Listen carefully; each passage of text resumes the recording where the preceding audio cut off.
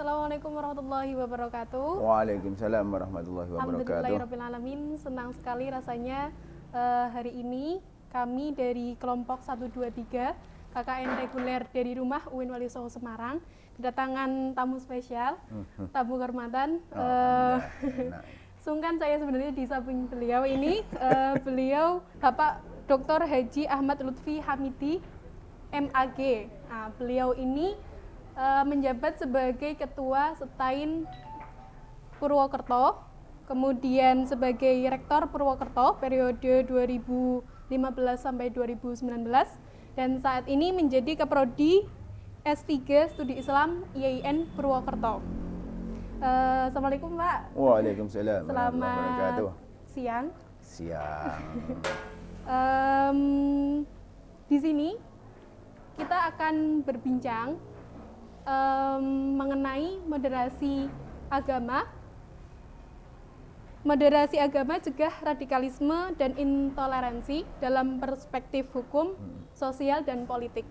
Nah, sebelum masuk ini Pak, sebelum masuk ke intoleransi dan radikalisme, nah sebetulnya moderasi beragama itu apa Pak? Oke, kalau saya ngomong moderasi beragama, itu kata kuncinya bisa mempraktekkan nilai-nilai ajaran-ajaran agama sesuai dengan tempatnya. Kata kuncinya itu aja. Menerapkan ajaran agama sesuai dengan konteksnya. Oke, ya. Itu dari Pak Lutfi, kata kunci untuk moderasi beragama.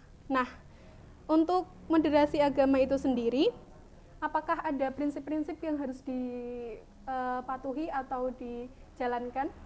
Oke, menurut saya yang pertama, kalau mau prinsip apa yang harus dijalankan, ya berarti kita harus memahami dulu esensi agama secara tepat. Karena bagi saya begini, yang namanya agama sebagai sebuah pedoman hidup, namanya pedoman berarti ajarannya harus jelas, harus konkret, harus bisa dipraktekkan. Nah, ini satu. Yang kedua, nah ketika kemudian nilai-nilai pedoman-pedoman tersebut mau dipraktekkan, kita harus tahu persis medannya, situasinya, caranya, kondisinya seperti apa. Nah, dengan situasi, kondisi yang berbeda-beda, sudah barang tentu kita akan mampu menerapkan ajaran agama itu secara tepat sesuai dengan kondisi. Nah, di sini. Jadi ada dua hal untuk agar bisa mempraktekkan agama dengan tepat. Oke, yang pertama kita harus memahami ajaran agama itu secara tepat, dan yang kedua kita juga bisa mempraktekkan ajaran-ajaran tersebut sesuai dengan kondisi yang ada dalam kehidupan masyarakat di mana kita melaksanakan ajaran tersebut. Nah, ini menurut saya kunci dari moderasi beragama. Jadi nggak cukup kita hanya memahami ajaran-ajaran agama semata, tetapi tidak tahu kondisi yang tepat untuk mempraktekannya.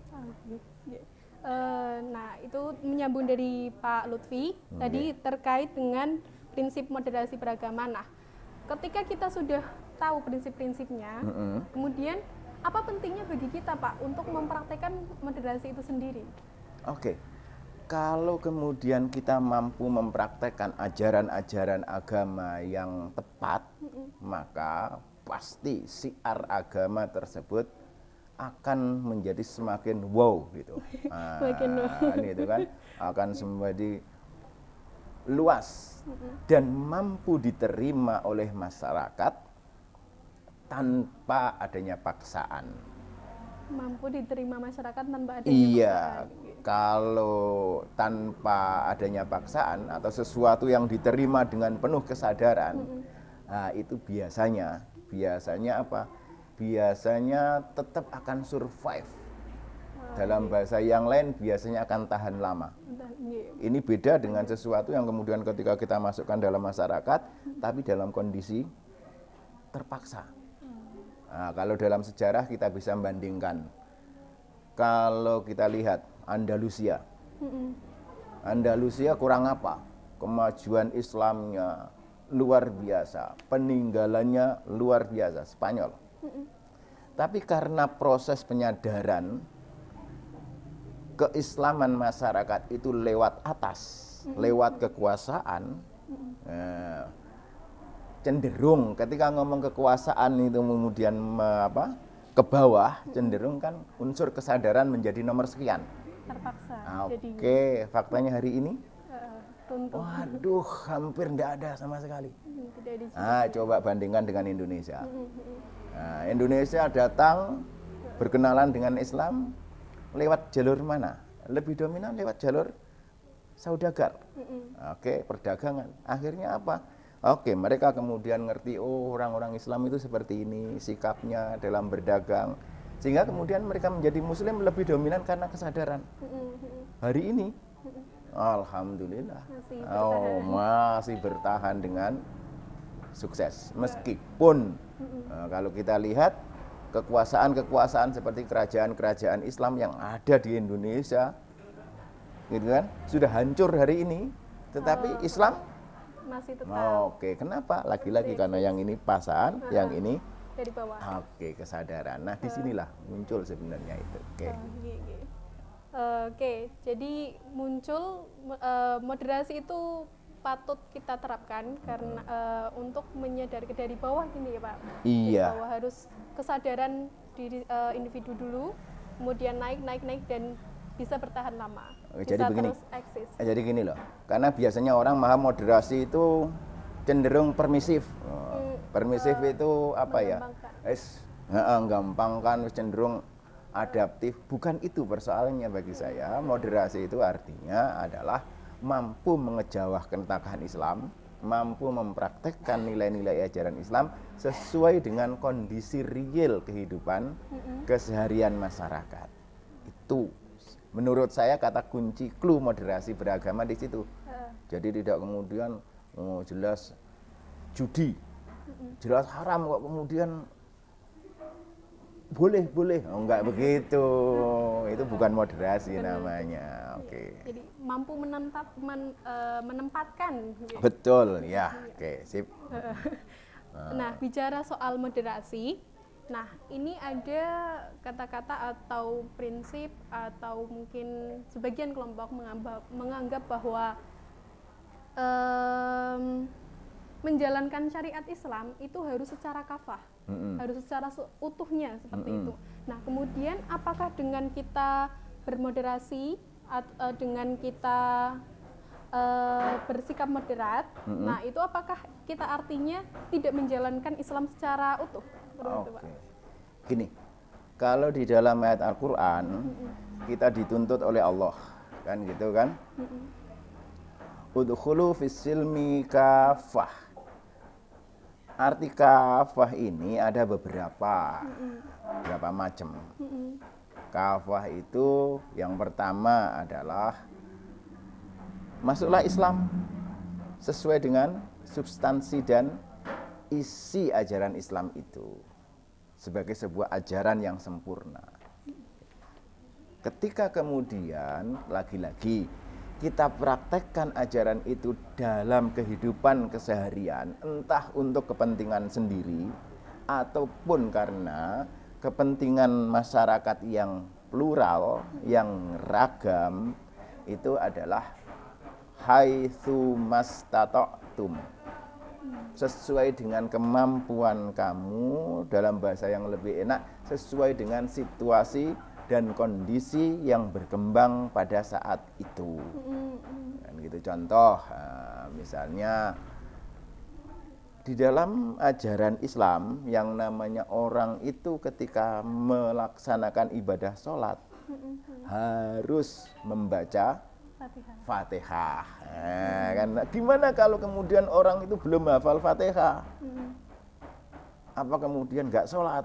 Oh, belum hafal Fatihah? Oh iya, enggak. Ya gimana?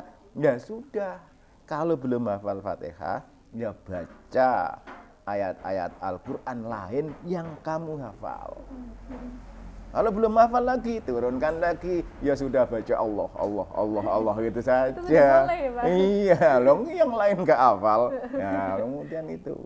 Oke, inilah dalam kaidah fikih juga seperti itu. Ada yang disebut ma la yudraku kulluh, la yudraku kulluh. Apa saja kalau kemudian kita tidak mampu melaksanakan seutuhnya, seluruhnya, ya jangan kemudian kita tinggalkan seluruhnya. Ambil, laksanakan yang bisa kita laksanakan. Contoh lagi itu misalnya hukum tentang sholat lagi. Yang pertama apa? Sholat itu harus dengan berdiri. Tetapi bagi orang-orang yang nggak mampu berdiri, oke, boleh dengan duduk. Misalnya sholat 5 waktu harus dijalankan sekali-sekali, kan gitu kan? Nah, tapi ketika kemudian orang itu dalam perjalanan, bisa 2 sholat digabung dalam waktu satu waktu, jamak namanya, kan gitu kan? Kondisinya lelah, ya sudah, korting, boleh dikosor ini. Jadi tadi itu hukum sholatnya tetap, tapi dalam pelaksanaannya ada fleksibilitas. Nah, yang melaksanakan ajaran-ajaran Islam sesuai dengan fleksibilitas situasi, kondisi, inilah yang saya lebih suka memaknai itu sebagai sikap moderasi dalam beragama. Jadi tidak, pokoknya kalau kayak begini harus ditetapkan seperti ini, bisa atau tidak, tidak bisa seperti itu. Oke. Tidak mempersulit sebelum. Iya, oke. Tidak ada yang sulit dalam agama Islam itu. Tidak ada yang tidak sulit dalam boleh. agama Islam. Oke. Jadi tadi menyambung tentang pelaksanaan syariat Islam gitu, Pak. Nah, tentang untuk selanjutnya itu tentang fanatisme beragama atau malah lebih parah radikalisme. Nah, apakah radikalisme itu bisa dikatakan sebagai akibat dari kita tidak bisa bersikap moderat, tidak bisa bermoderasi dalam beragama seperti itu, Pak? Oke, gini. Mungkin saya akan lebih begini. Yang pertama, sebagai seorang Muslim, kita harus punya keyakinan yang mantap bahwa satu-satunya kebenaran adalah ajaran Islam. Wah, itu nggak boleh. Apalagi kemudian, sikap moderat adalah mengakui kebenaran ajaran-ajaran agama yang lain. Enggak begitu. Sebagai seorang Muslim, kita memang harus yakin bahwa satu-satunya agama yang benar itu ya agama Islam. Harus itu.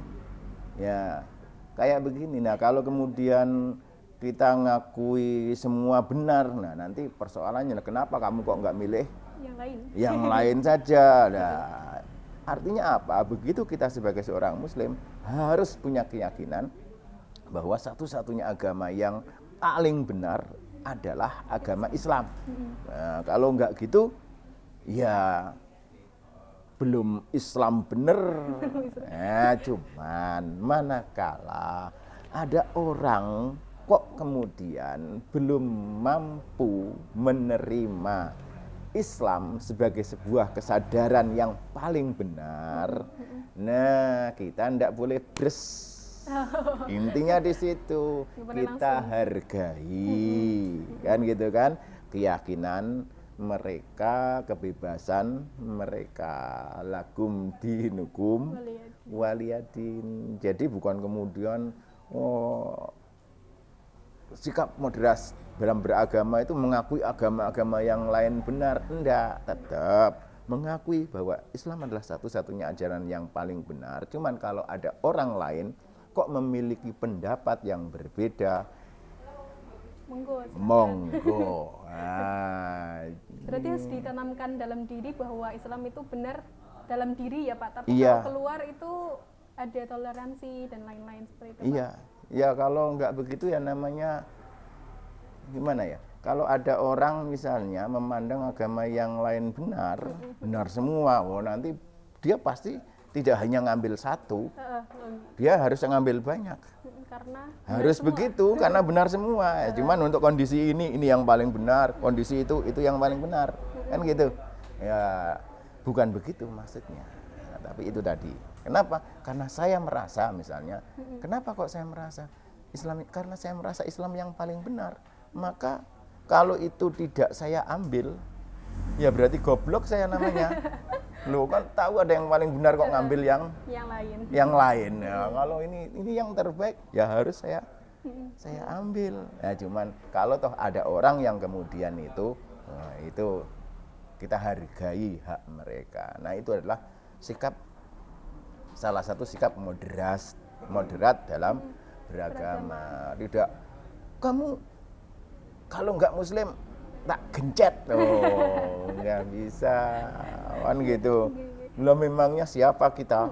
Ulang Allah saja memberi kebebasan kepada mereka, kok kita yang bukan siapa-siapa kok malah lebih dari Gusti Allah. Ini kacau nanti. Nah, itu. Ya. Jadi harus menanamkan dalam diri bahwa Islam itu memang benar ya Pak. Harus berkeyakinan seperti itu. Harus. Tapi untuk keluar atau kita bermasyarakat seperti itu harus ada pedoman dalam pedoman. Oke. Untuk situasi di Indonesia sendiri Pak, ini apakah boleh dikatakan bahwa Indonesia dalam keseluruhan kan penduduknya itu mayoritas Islam Muslim. Ya. Nah, apakah bisa dikatakan Indonesia itu sudah moderat Pak? Ya. Islamnya. Oke. Bahkan kalau saya ngomong bukan hanya moderat. Indonesia sudah Islami betul. Indonesia sudah Islami. Iya. Loh kenapa Islami? Karena pertama kalau kemudian kita bandingkan, negara Indonesia itu dibangun berdasarkan konsensus bersama, Sumpah Pemuda. Lain sukunya, lain agamanya, bersepakat untuk menjadi satu bangsa. Ini sama dengan apa yang kemudian dilakukan oleh Rasulullah. Rasulullah itu ketika datang ke Madinah, di Madinah itu masyarakatnya juga plural. Ada yang dari segi agamanya, ada yang Muslim, ada yang non Muslim, Yahudi. Nah, dari segi kebangsaannya, ada kalau dari umat Islam itu ada satu Bani Aus, Khazraj, kan gitu kan, dua Madinah asli. Ketambahan satu lagi yang dari Eksodus dari Mekah, Muhajirin, 3 kelompok, Aus, Khazraj, Muhajirin, Islam. Di kalangan Yahudi juga ada 3, Qainuqa, Quraidah, Banu Nadir. Wah, coba 50-50 loh ini. Kondisinya 50-50, tidak semua Muslim. Karena kondisinya plural seperti ini, 50-50 seperti ini, maka yang Islami seperti apa? Rasulullah menerapkan yang Islami ya ayo kumpul bareng, bikin kesepakatan bersama. Dan kesepakatan apapun yang terjadi secara bersama-sama inilah yang kemudian menjadi pedoman dalam kehidupan berbangsa, bermasyarakat di Madinah, itu Islami. Yang Nabi tidak memaksakan, pokoknya harus sesuai dengan nilai-nilai Islam. Tidak. Enggak, orang Yahudi juga tidak boleh memaksakan, pokoknya harus sesuai dengan nilai-nilai Yahudi. Kalau enggak. Tapi apa? Mix. Yang mana yang kemudian kita sepakati bersama, nah itulah. Nah Indonesia kan seperti itu. Yang Muslim kayak begini, yang kayak gini, akhirnya muncul ketuhanan yang Maha Esa. Itu adalah rumusan kompromi yang disepakati bersama. Ya sudah, itu Islaminya. Loh, ini nanti kan nggak sesuai dengan ajaran-ajaran Islam yang lain, tapi ini adalah produk ijma, ittifaq bersama. Dan dalam ajaran agama Islam, kesepakatan bersama itu adalah sesuatu yang mengikat, tidak boleh dikhianati. Islaminya di situ. Oke. Berarti Indonesia itu bukan hanya, Iya, Islami. jadi Indonesia ini bukan hanya moderat ya Pak, tapi Iya. sudah Oh, Islami. Islami. Sudah Islami Islami. betul itu kalau menurut saya sesuai dengan apa yang dipraktekkan pertama kali oleh Rasulullah Muhammad di negara Yasrib atau di negara Madinah. Namanya konsensus bersama. Oke. Ini menyambung dari yang Bapak sampaikan bahwa Indonesia kan sudah Islami ini ya, Iya. bukan hanya moderat lagi. Kemudian apakah ada parameter dikatakan bahwa ini moderat dan yang lain belum moderat, atau ada ukuran sendiri moderat itu seperti apa, dan ini bagaimana sikap kita kepada orang yang terkesan radikal maksudnya mungkin keras atau pemikirannya, dan radikal dalam bersikap. Nah, itu tapi merasa dirinya itu sudah moderat, Pak. Nah, nah gitu kita sikap kita itu seperti apa seharusnya? Kadang-kadang begini. Pada satu sisi tadi seperti saya katakan, ketika kemudian mengakui bahwa Islam adalah satu-satunya agama yang benar. Nah, kan gitu. Bagi saya. Dalam diri. Bagi saya, kan gitu kan. Harus punya sikap yang radikal seperti itu.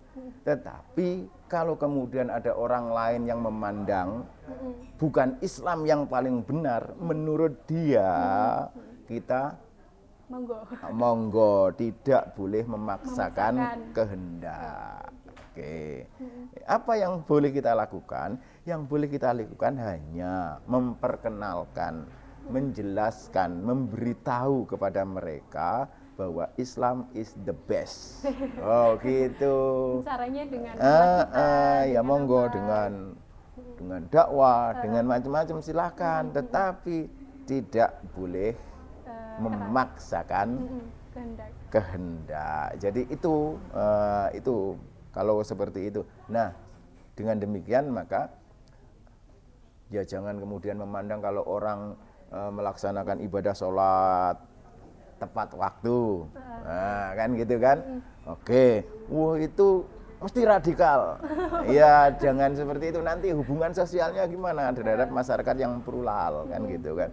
Demikian juga jangan kemudian meremehkan orang-orang yang sholatnya agak ditunda-tunda sedikit, kan gitu. Wah itu enggak sesuai dengan Islam. Ya tidak seperti itu. Kenapa? Karena dalam melaksanakan sholat misalnya itu kan yang namanya ada muassa, waktunya memang panjang, tidak sedikit. Artinya apa? Artinya tidak yang Islami itu ya yang harus tepat waktu. Kalau nggak tepat waktu itu nggak Islami. Wah ini sudah. Jadi ada pijakan-pijakan tertentu seperti itu. Yang pasti itu. Jadi kita mungkin bisa bersikap terhadap konsep-konsep keimanan, radikal, tapi dalam bersikap kita harus menghargai kemerdekaan, hak-hak orang lain. Nah, ini yang harus kita pupuk. Kenapa? Karena fakta di dalam kehidupan kita memang kita tidak sendirian hidup di dunia ini. Saya kira itu sudah barangkali sudah bisa dimengerti. Terima kasih kalau kayak begitu. Nah ini untuk di negara di Indonesia terutama ya Pak, itu ada anggapan atau dari apa ya namanya kayak stereotip, anggapan bahwa ada yang menjudge bahwa memandang radikalisme itu dari penampilan, Pak. Jadi kalau yang radikal yang berpakaiannya misalkan yang bercadar, mohon maaf ini bukan maksud ini ya. Berarti kalau misal bercadar berarti dia radikal. Nah, kalau misal dia berjenggot berarti dia radikal. Nah, itu ada anggapan-anggapan seperti itu, Pak. Nah, itu bagaimana, Pak? Harusnya kita bersikapnya itu seperti apa? Kalau saya itu lebih dominan yang pertama mana yang lebih menguntungkan Islam. Bukan mana yang lebih menguntungkan saya. bukan mana yang lebih menguntungkan kelompok-kelompok tertentu, bagaimana yang lebih menguntungkan Islam. Oke, ini karenanya bagi orang-orang yang tertentu memang ada beberapa biasanya kita man syabbaha ala qaumin fahuwa minhu. Karena ada hadis yang menyatakan barang siapa yang menyerupai tampilan, tongkrongan, performan bangsa tertentu, maka fahuwa minhu, maka dia adalah termasuk bagian dari bangsa tersebut atau enggak kroninya lah, kan gitu kan. Karenanya maka sebagai muslim ada yang kemudian kita harus bikin identitas yang berbeda. Oke. Nah, ini yang kadang-kadang bahwa praktek yang seperti itu menurut saya manusiawi, sangat-sangat manusiawi. Nah, cuman pertanyaannya kira-kira apakah kemudian kita harus berpenampilan seperti itu? Nah, oke, monggo. Apalagi kemudian identik tadi itu. Kalau kemudian penampilannya seperti ini biasanya kayak begini. Hubungan sosialnya seperti ini. Nah, ini yang kadang-kadang seperti itu. Nah, wajar juga kemudian kalau kemudian selama ini ada stereotype gitu kan, yang cingkrang, yang bercadar itu dianggap lebih islami dibanding dengan yang enggak. Bagi saya bukan itu yang substantif. Yang substantif lagi-lagi itu adalah bagaimana keyakinan kita, kepercayaan kita terhadap ajaran agama Islam itu sangat kuat, tapi dalam praktek kehidupan keseharian kita mampu menjadikan nilai-nilai Islam sebagai ajaran yang terus hidup berkembang dalam kehidupan masyarakat dan memperoleh apresiasi yang semakin luas di kalangan masyarakat. Tidak kemudian menjadi semakin kecil. Kenapa? Karena dianggap agama itu berat banget. Karena agama itu berat banget, ya akhirnya kemudian sudah. Nah, repotnya kan ini. Kalau bagi saya sendiri, saya lebih memilih untuk performan, tongkrongannya biasa-biasa saja daripada yang stereotype tadi. Sebab mohon maaf, kadang-kadang nanti kalau saya kemudian pakaiannya cingkrang, misalnya kayak begitu, kemudian yang lain-lain, saya nggak bisa menjamin saya nanti bukan orang yang sombong. Oh iya benar. Soalnya kadang-kadang begitu, kadang-kadang merasa karena waduh pakaiannya, penampilannya sudah islami, maka kadang-kadang ini muncul kesombongan personal. Saya lebih islami daripada orang lain. Bagi saya itu lebih mengganggu. Mengganggu. Sebab apa? Begitu kita merasa islami, lebih islami dari orang lain, waduh, ini juga bagian dari ketidakislaman.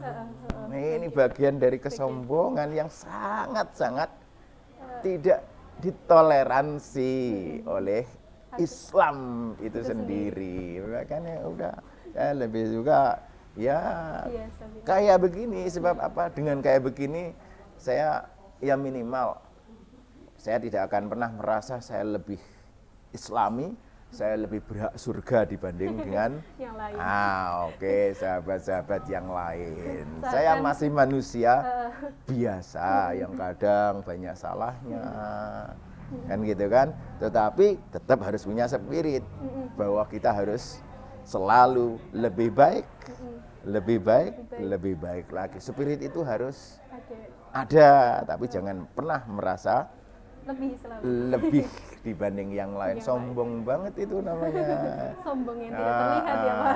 Nah, itu repotnya. Mbok saya karena saya nggak bisa seperti itu. Kenapa mbok saya jadi itu? Maka yang lebih pas menurut saya untuk diri saya sendiri, ya sudah saya berpenampilan biasa-biasa saja, biar kemudian saya tidak merasa sok Islami. Sok suci dibanding dengan yang lain. Ini soalnya kadang-kadang ini juga penyakit. Oke ya. Berarti sebenarnya tidak masalah ya Pak mau berpakaian seperti Mau apa. berpakaian itu oke, yang lebih penting lagi adalah itu. Bagaimana kita mampu mengimplementasikan nilai-nilai kebenaran Islam dalam kehidupan Sehari-hari. keseharian. Ya, oke. Artinya kita harus hidup ada dalam kehidupan masyarakat terus. Jangan kemudian kita lepas dari kehidupan masyarakat. Merasa kalau kayak gini Nggak boleh, itu nggak nggak boleh. pantas saya kemudian bercengkrama dengan orang itu. Wah, Membatasi diri. iya, oke. Nggak bisa bergaul dalam menyatu dalam kehidupan masyarakat. Ini juga bukan sesuatu yang Islami. Oke. Yang Islami itu apa? Ya menyatu. Rasulullah sendiri ya berbaur dengan sahabatnya, juga berkomunikasi dengan orang-orang Non-muslim. non Muslim juga, orang Yahudi. Ya say hello. Nah, kan begitu. Ya. Oke. Oke Pak. Oke. Nah, untuk di bangsa kita sendiri itu kan diakui bahwa memang ada paham-paham yang memang radikalis atau terlalu ekstrim dalam beragama. Nah, apakah perlu ada gerakan deradikalisme itu sendiri Pak di Indonesia sendiri? Oke, kalau ngomong deradikalisme, kita harus ngerti dulu parameternya. Parameternya harus tahu dulu. Oke, kalau yang dimaksud deradikalisme, radikal, beragama secara radikal itu adalah meyakini bahwa agama yang paling benar adalah agama Islam. Itu radikal, tidak bisa. Nggak perlu. Ya memang seperti itu. Kalau beragama mengakui sebagai seorang Muslim, untuk yang seperti ini memang kita harus berpikir radikal. Artinya mengakui bahwa kan gitu, Islam adalah agama terbaik bagi saya dan juga bagi seluruh umat manusia. Menurut pandangan saya, keyakinan saya, menurut pandangan yang logis, lagi-lagi menurut saya. Oke, itu harus berpikir radikal. Tetapi, ya, oke, kalau kemudian yang dimaksud radikal itu memaksakan kehendak kita kepada orang lain, nah yang ini yang enggak. Menurut saya, kalau pemahaman radikal itu adalah memaksakan kehendaknya kepada orang lain, ya saya setuju kalau radikal dimaknai seperti itu harus ada deradikalisasi. Tapi kalau radikal itu dimaknai meyakini betul kebenaran ajaran Islam, ya saya nggak setuju adanya deradikalisasi. Tapi kalau makanya itu tadi, karenanya butuh pemahaman dulu apa yang dimaksud dengan radikal. Oke, meskipun awal radikal itu berpikir seakar-akarnya, sedalam-dalamnya. Wah, itu arti awal radikal kan begitu. Jadi kita harus berpikir itu sampai ke akar-akarnya. Jadi ngerti sebuah persoalan itu sampai dalemannya, sampai tuntas. Itu namanya radikal. Nah, kalau kemudian tadi kalau diartikan radikal itu adalah memaksakan kehendak atau pemahaman kebenaran kita kepada orang lain, ya muncul kata kayak gini, ya saya sangat setuju karena memang masing-masing orang diberi hak kebebasan, juga kesempatan, bahkan oleh Allah sendiri, kan gitu kan. Allah sendiri kalau dalam Al-Quran, saya mampu menjadikan seluruhnya menjadi umat yang beriman, tunduk satu umat yang sama. Tetapi apa? Itu, oke, itu saya tidak berkehendak menjadikannya seperti itu. Dengan apa? Dengan memberikan kebebasan kepada umat manusia, kan gitu, untuk wis kono lah sekarmu gitu kan. Tapi harus berani nanggung resiko atas apa yang kamu perbuat. Karenanya kita juga seperti itu. Kita hanya sebatas harus melakukan dakwah, memperkenalkan bahwa Islam itu is the best. Ya, Islam itu adalah baik, ini gini. Tetapi kita tidak punya hak sama sekali untuk memaksa orang menjadi Islam. Muslim. Monggo, kalau memang logika yang kemudian kita suguhkan, kita publikasikan, kita dakwahkan cocok, mereka pasti akan berbondong-bondong sendiri masuk Islam.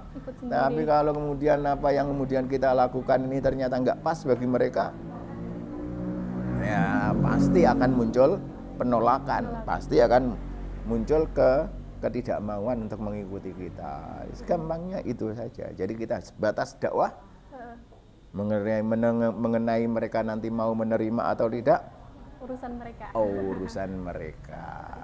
Gitu. Nah ini masih di Indonesia, Pak.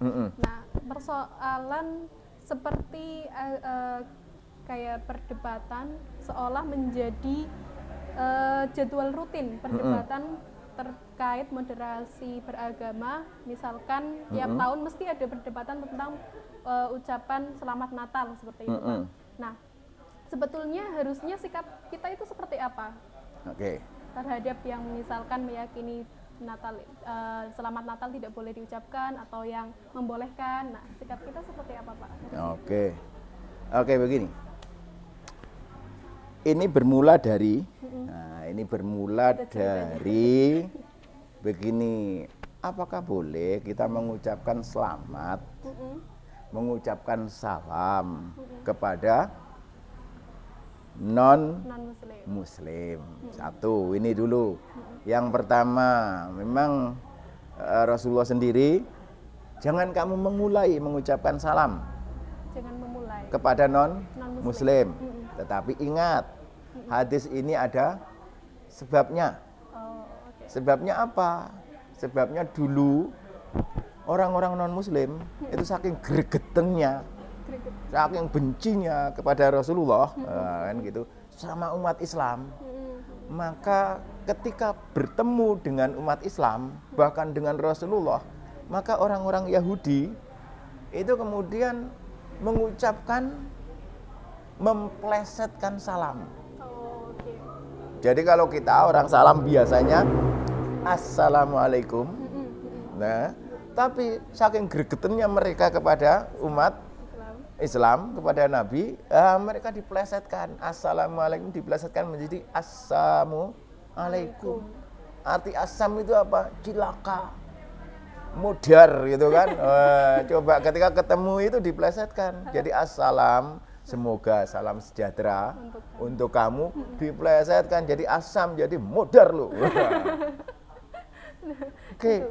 Nah, Pak. Iya, terhadap hal seperti itu, maka pernah suatu ketika Aisyah dengar itu, kan gitu kan? Maka Aisyah kemudian langsung begitu Assalamualaikum, langsung Aisyah jawab Waalaikumsalam walaknah.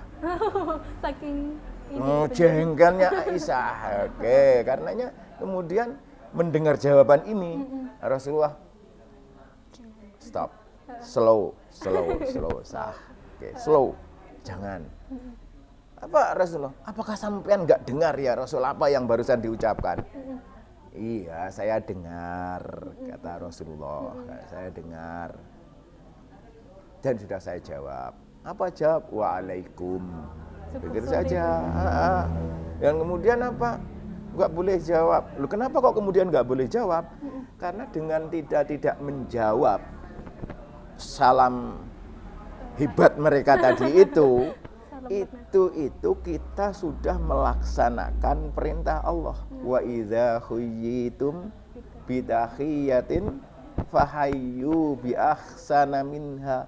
Kalau ada orang memberi penghormatan, memberi salam, maka jawablah bi ahsana minha, yang lebih baik dari itu, atau minimal rudduha, sama.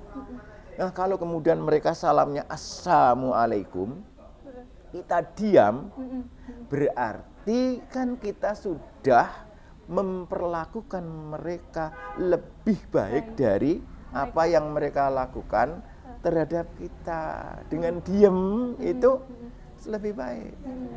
Nah, kalau kita mau jawab, ya rudduha minimal. Ya waalaikum. Waalaikumsalam gitu aja karena ngomong asam.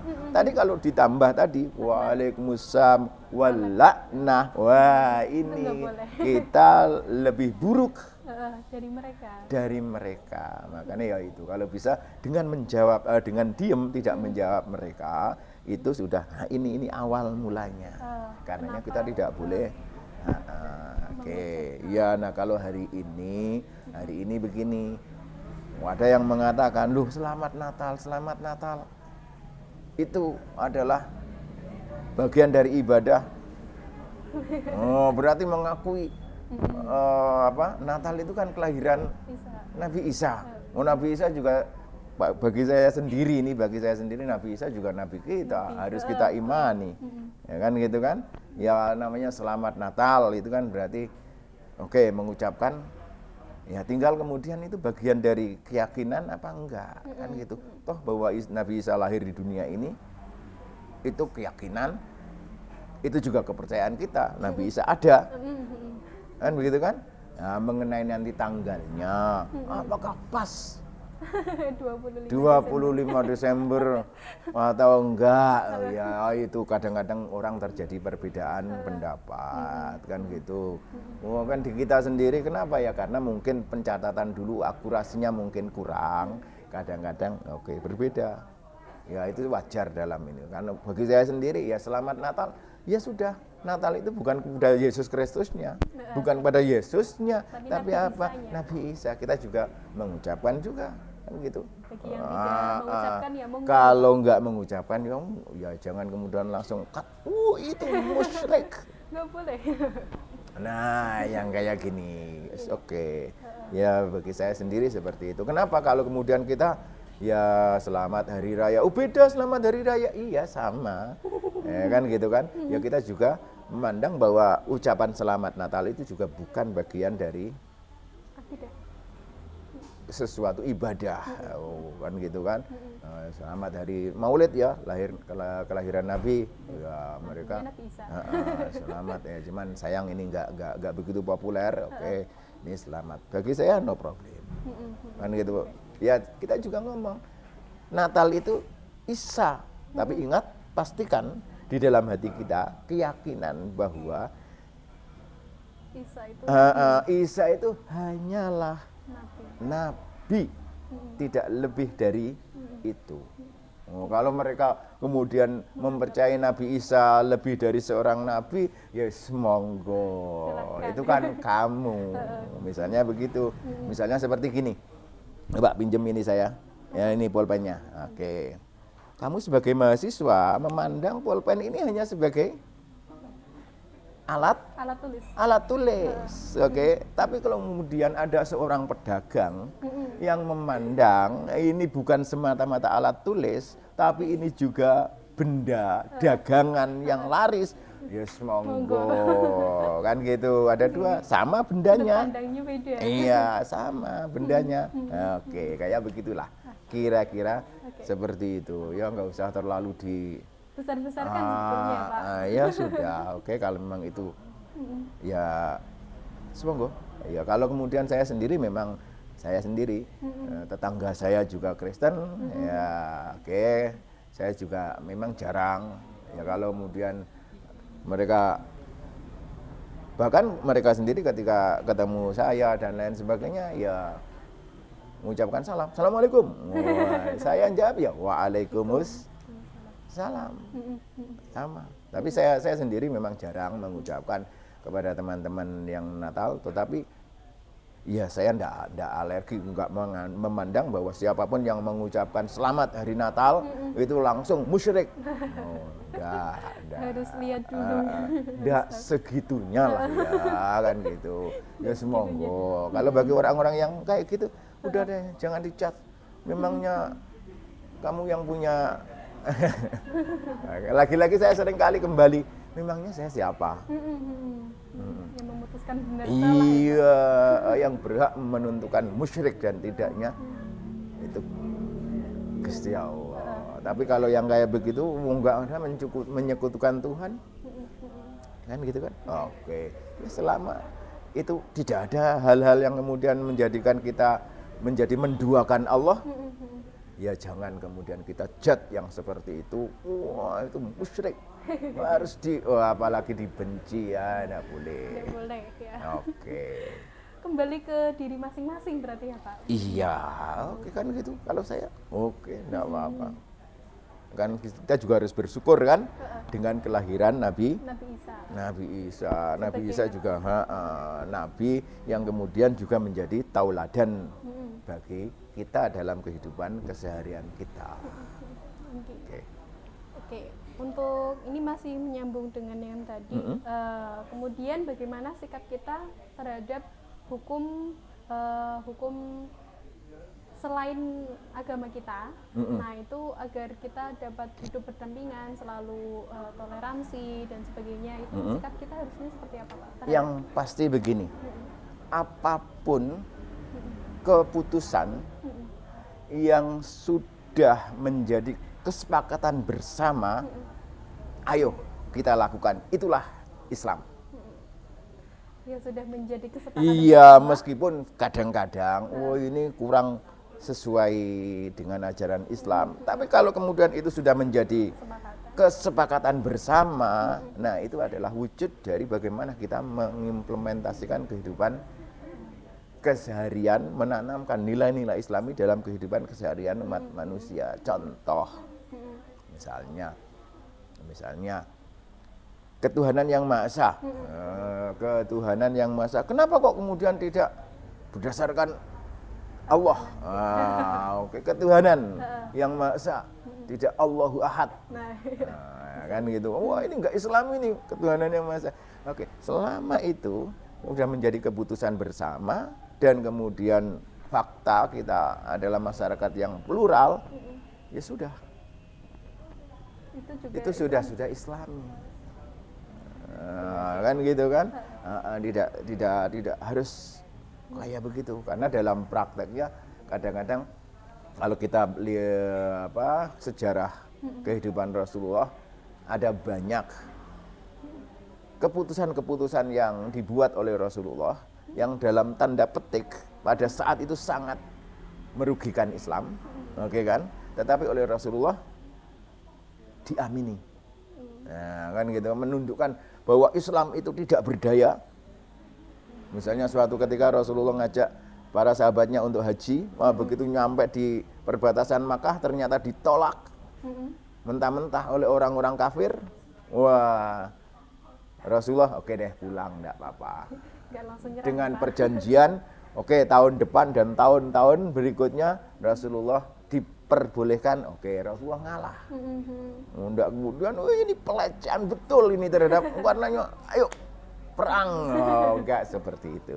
Oke, kita harus berpikir untuk kemajuan Islam pada masa-masa yang akan datang, tidak hanya pada saat itu ya. Kalau kemudian seperti itu ya perang betul Rasulullah, daripada ini pelecehan, ini masa Islam dilecehkan, sudah nyampe sini disuruh. Ternyata Rasulullah lebih berpikir strategis, karena dengan pulang hari itu tidak perang, maka tahun-tahun berikutnya umat Islam akan diperbolehkan untuk melaksanakan ibadah haji. Ini jauh lebih strategis, lebih menguntungkan dibanding langsung yang kayak begini ini. Yang perlu diterapkan. Iya, jadi kayak begini.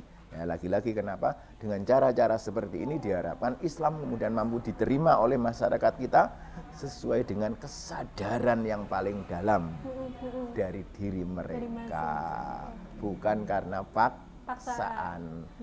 Lagi-lagi ingat tadi apa, masyarakat Spanyol, tadi itu kan gitu. Tidak bertahan lama. Betul. Biar. Ini sudah masuk politik ini Pak. Gimana? Nah, untuk masa-masa seperti ini masih bisa dikatakan politik lagi bergejolak lagi ya Pak. Nah, terkait pilkada, nah bagaimana kadang itu tentang pemilihan kepala daerah atau bahkan presiden, itu kadang agama itu sering dibawa-bawa ini Pak. Nah, agama sering dibawa-bawa. Nah, kemudian agama ini sendiri untuk setelah setelah menyelesaikan pesta ini, pesta pemilihan misalkan, nah itu bagaimana sebetulnya peran agama untuk menyelesaikan pertikaian-pertikaian yang dibuat agama itu sendiri malah di awal. Oke. Baik, lagi-lagi untuk kaitan dengan pemilihan kepala daerah, kita sudah punya konsensus, kesepakatan, undang-undang, ya kita taati. Oke? Tapi pada saat yang sama sebagai muslim, kita juga punya nilai-nilai yang harus kita taati juga. Oke, silakan. Misalnya, harus yang muslim, silakan sebagai muslim. Kan gitu kan? Kita sesuai dengan, tetapi kemudian kalau nanti toh hasilnya kok kemudian pilihan kita itu tidak sesuai dengan yang kemudian jadi, ya kemudian itu enggak bisa itu. Enggak, kita berlindung, ada kesepakatan. Ada dasarnya. Ada dasar konsensus. Kemudian enggak, ini bukan. Enggak. Ada beberapa ayat. Karenanya di beberapa, kalau di dalam Al-Qur'an misalnya begini.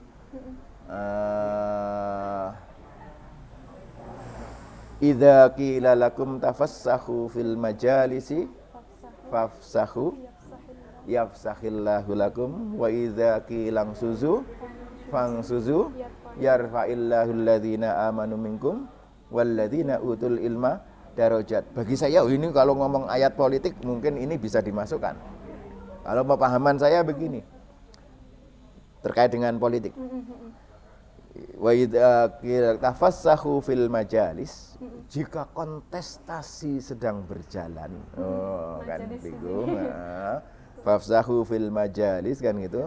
Maka silakan kamu berebut pengaruh. Boleh ya, Pak? Tafassahu. Kan gitu, fafsahu, silakan berebut pengaruh.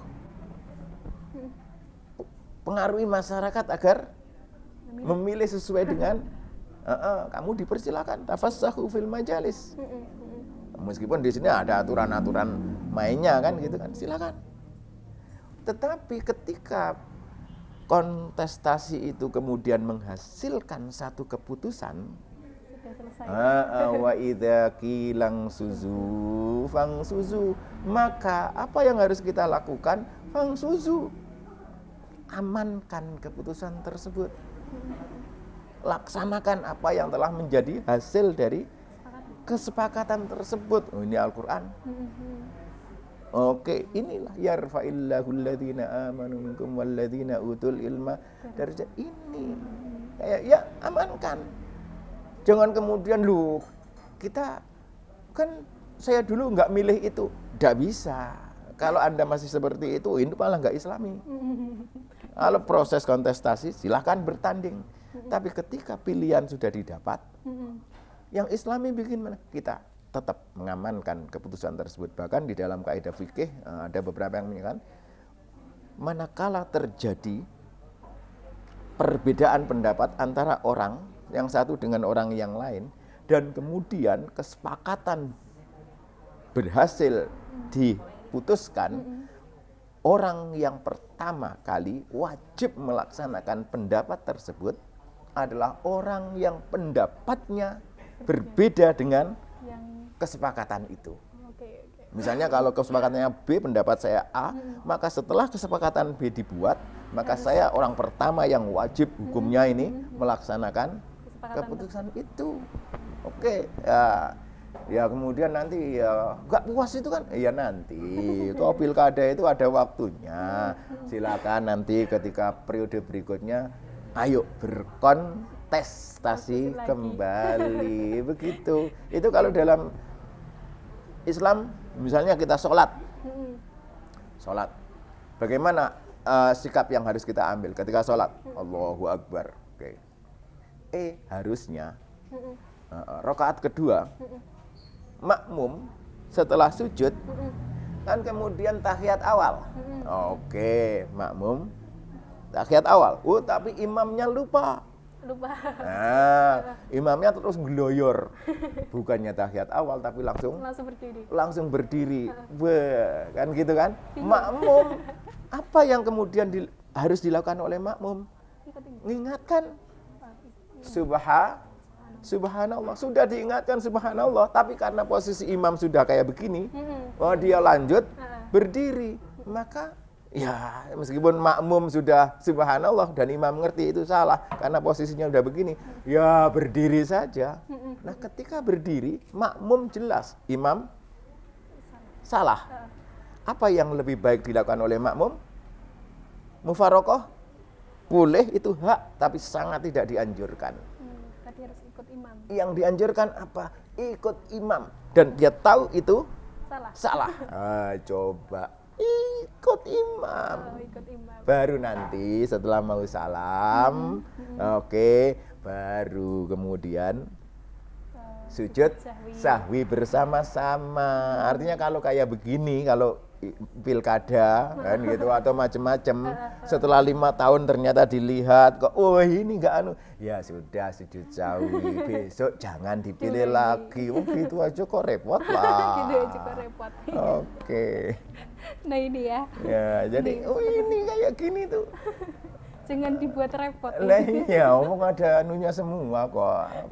Tuntunannya sudah jelas semua. Tinggal kita ngambil apa, kita jeli enggak. Kemudian memanfaatkan ajaran-ajaran dan tuntunan yang ada di hadapan kita ini. Ya kalau kita nggak mikir ya kadang-kadang nggak ngerti juga gitu. Tapi kalau ngerti banyak sikap-sikap yang luar biasa. Oke? Ya, oke. Saya kira itu jadi ya sudah, ambil aja. Jelas-jelas imam ngerti salah, tetap aja kita harus ngikut imam. Itu yang lebih utama. Baru setelah itu ayo kita evaluasi bareng-bareng. Sujud sahwi, kalau itu tobat, oke deh kayak gini, ayo kita setelah masanya oke, baru kita perbarui kesepakatan, bikin keputusan konsensus lagi. Nah seperti itu kira-kira. Ya Pak, terima kasih. Nah untuk ini sudah mau di akhir.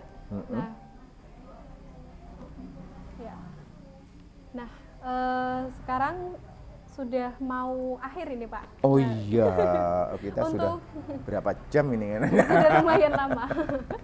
Nah, untuk bicara soal media sosial ini Pak, di zaman serba digital itu apapun, nah itu siapapun boleh bicara di media sosial. Iya. Jadi seolah-olah kepakaran itu sudah hilang. Jadi semua orang mampu apapun, bisa bicara apapun.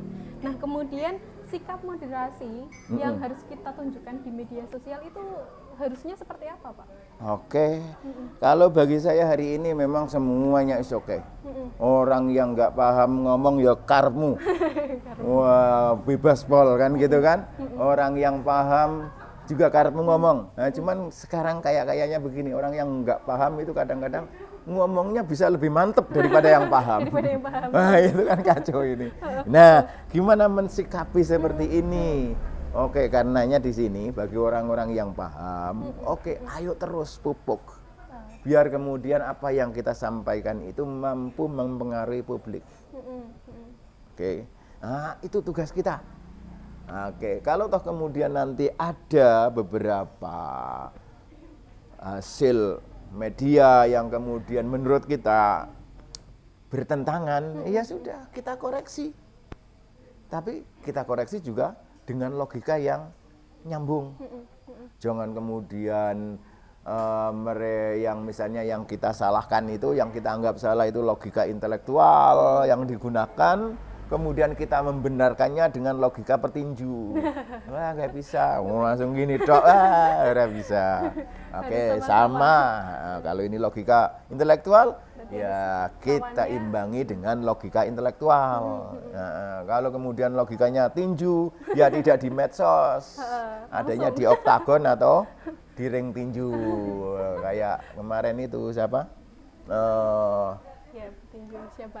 Yang baru pensiun. Yang baru pensiun itu jagoan UFC, Habib. Wah, itu kalau mau logika itu yang digunakan, ya ayo jadilah seperti tanding di UFC di oktagon itu, silakan. Nah, kayak gitu logika intelektual. Dan yang pasti bahwa memang hari ini semua apapun ranahnya masuk ke ruang privat.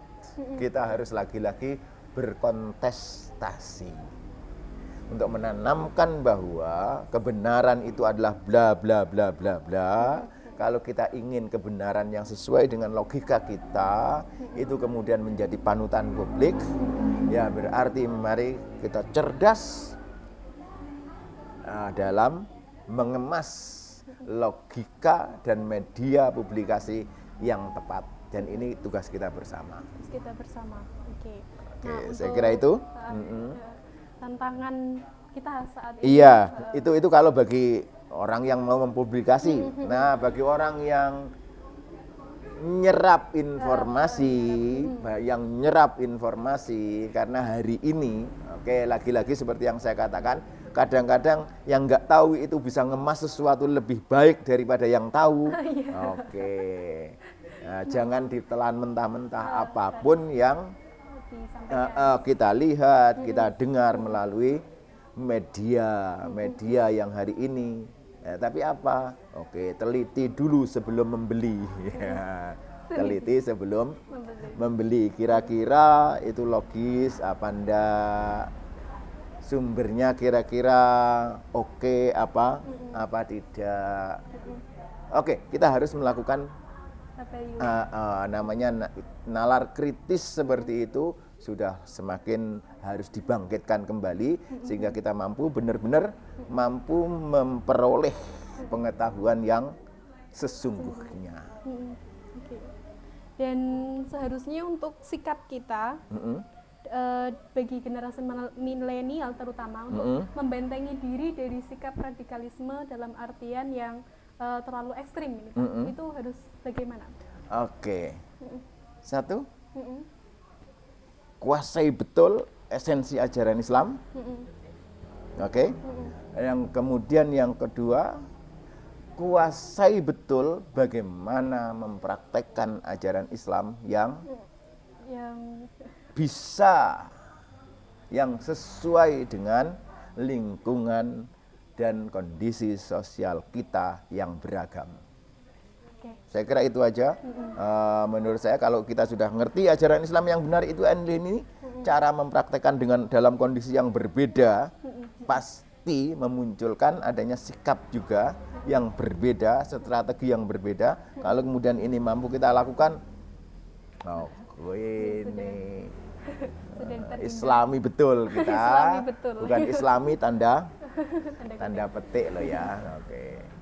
Oke, baik, terima kasih Pak Lutfi. Terima kasih untuk perbincangan yang cukup panjang ini. Tambah ilmu, tambah pengetahuan, tambah sudut pandang, tambah luas. Nah, terima kasih waktunya dan kesempatan yang telah diberikan untuk kami kelompok 1-2 dari KKN reguler UIN Wali Songo Semarang. Dan semoga masih bisa bertemu lagi, Pak. Iya. Saya ucapkan selamat ber-KKN. Ini dari UIN Wali Songo Semarang. Saya ucapkan selamat dan moga-moga perbincangan kita ada manfaatnya. Wallahu a'lam bishawab. Wassalamualaikum warahmatullahi wabarakatuh. Ya, terima kasih. Sekian dari kami. Kurang lebihnya mohon maaf. Wassalamualaikum warahmatullahi wabarakatuh. Waalaikumsalam warahmatullahi wabarakatuh.